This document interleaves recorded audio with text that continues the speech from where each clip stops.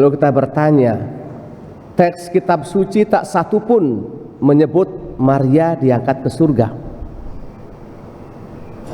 Apa dasarnya sebenarnya? Memang bahwa ajaran gereja tidak hanya bersumber pada kitab suci, tapi satu, kedua bersumber pada magisterium, ajaran Bapak Gereja. Dalam ini Paus yang mengeluarkan dogma itu. Yang ketiga adalah tradisi teolog besar yang jauh sebelum tahun 50-an telah diyakini karena peran Maria sebagai ibu Tuhan. Ia di 8 Desember Maria Immaculata dikandung tanpa noda asal, kemudian dia diangkat ke surga dengan jiwa dan raganya. Itu dasarnya. Namun yang penting bagi kita sekarang ini, semangat Maria macam apa yang perlu kita tumbuhkan, kita kembangkan agar semangat yang sama menjiwa kita meneruskan sebagaimana Maria meneruskan. Pertanyaannya, apakah Maria tidak punya persoalan? Kalau kita baca teks sebelumnya di mana Maria engkau akan mengandung. Apa jawab Maria? Bagaimana mungkin terjadi karena aku belum bersuami? Inilah pertanyaan orang yang beriman.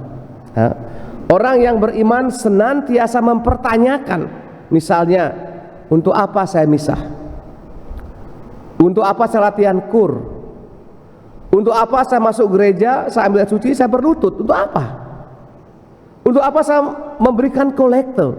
Itu semua pertanyaan-pertanyaan yang harus kita jawab. Kemudian setelah kita mengerti, kemudian menjadi kebiasaan, menjadi tubuh kita, darah kita sendiri, menjadi hidup kita. Sehingga mereka bertanya, kenapa Tuhan mengatakan demikian?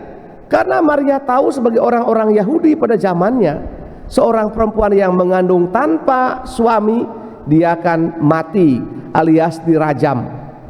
Rajam artinya orang kampung datang pada Bunda Maria membawa tali sampi itu, ditarik dia, digeret.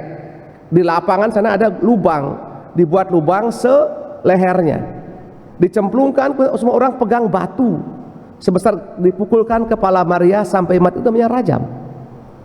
Karena dia tahu itu, dia bertanya, bagaimana mungkin terjadi? Apa yang Tuhan menjawab? Roh Kudus akan turun atasmu. Artinya apa?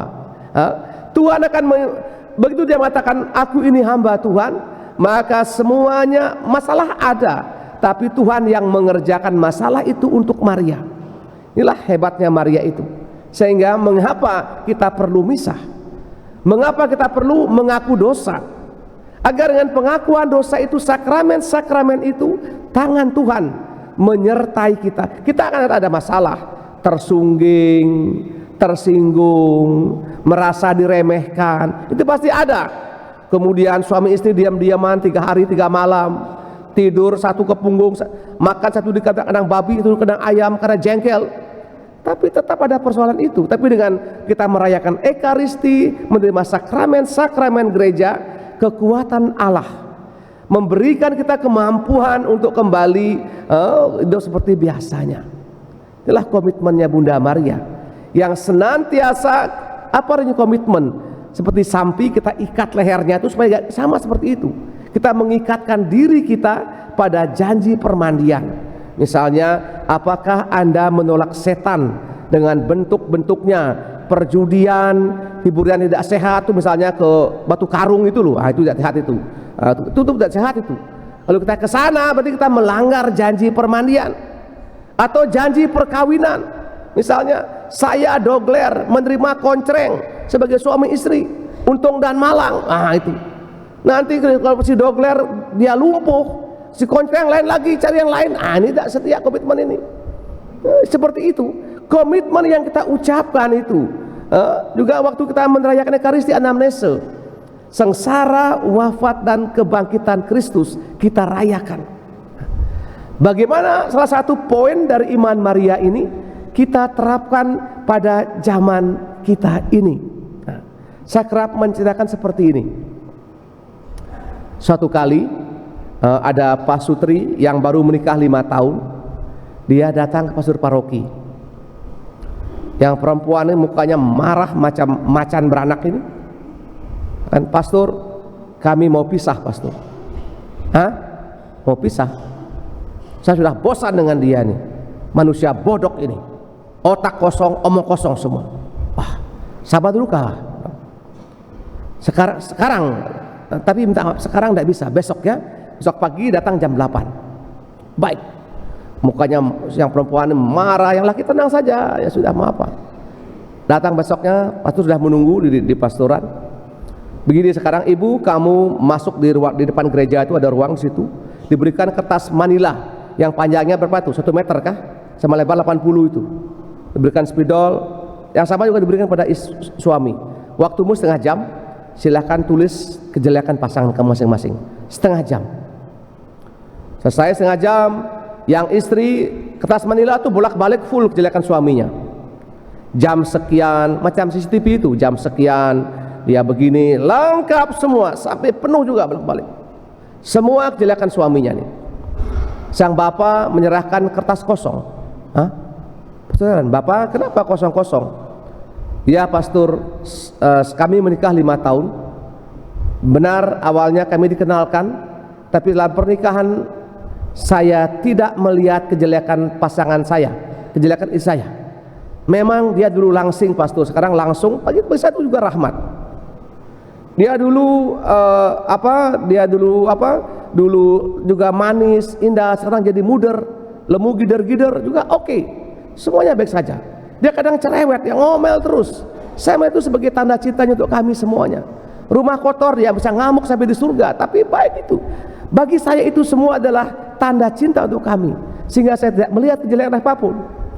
Mendengar itu, kemudian sang istri yang tadinya mau menerkam itu, air mata jatuh macam apa tuh, kakul lagi apa, macam jagung itu jatuh pelan-pelan. Dia menangis. Ibu, kenapa kau menangis? Dia ya pastor, selama ini saya emosi pastor. Terus kenapa sekarang? Saya yang salah. Terus jadi bisa tidak? Tidak jadi pastor, tidak jadi. Akhirnya mereka minta pengakuan dosa, mereka kembali, dan akhirnya mereka bahagia sampai masuk di liang kubur. Salah satu iman Maria adalah komitmen selalu melihat yang baik. Ini penting buat sekalian. Bagi dalam diri pasangan ya, dalam diri umat yang lain, dalam pastor paroki, pastor rekan. Ketika kita melihat dengan mata kebaikan, maka semuanya menjadi baik. Memang perlu kadang-kadang ada perdiskusi, ada tengkar sedikit, tapi tujuan bertengkar itu bukan untuk mencari kesalahan, untuk mencari yang terbaik. Caranya bagaimana? Nah, sehingga dengan demikian inilah Maria sebenarnya, dia selalu melihat kebaikan kita manusia. Meskipun kita mungkin sering berdosa, namun dia komitmen menjadi ibu Tuhan.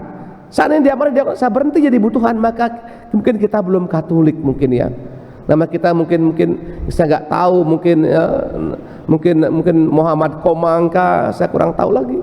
Mungkin Katijah kah, Teresia Katijah Herni, mungkin saya tidak tahu. Karena komitmen Maria yang melihat semuanya baik, maka dia memberikan segala-galanya.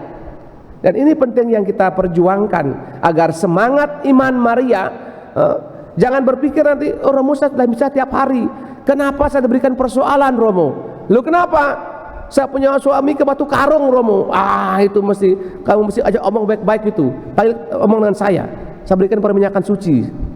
Mungkin kamu juga mungkin kurang cantik kah atau bagaimana? Mungkin kurang rapi kah? Ya itu mesti omongkan, apa jalan keluarnya?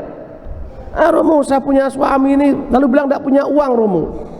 Tapi dia merokok sehari 20 bungkus. Ini nggak normal ini. Bilang tidak punya uang untuk beli ke bakso, tapi dia ketajan Romo, taruhannya 5 juta. Ini hal seperti ini Bapak sekalian, kita mesti omongkan. Ada apa itu? Semoga dengan demikian perayaan Hari Raya Maria diangkat ke surga ini bukan sekedar basa-basi. Kita mengambil komitmen seperti Maria, aku ini hamba Tuhan. Kita mohonkan semangat ini, sebagaimana sang suami tadi, meskipun istrinya mungkin cara manusiawi jelek, negatif, tapi bagi dia itu semua tanda cinta. Kita mohonkan dalam misa ini agar semua suami istri, anak-anak, pastor, suster, frater diberikan kemampuan seperti itu, agar iman Maria memberkati kita semua. Amin.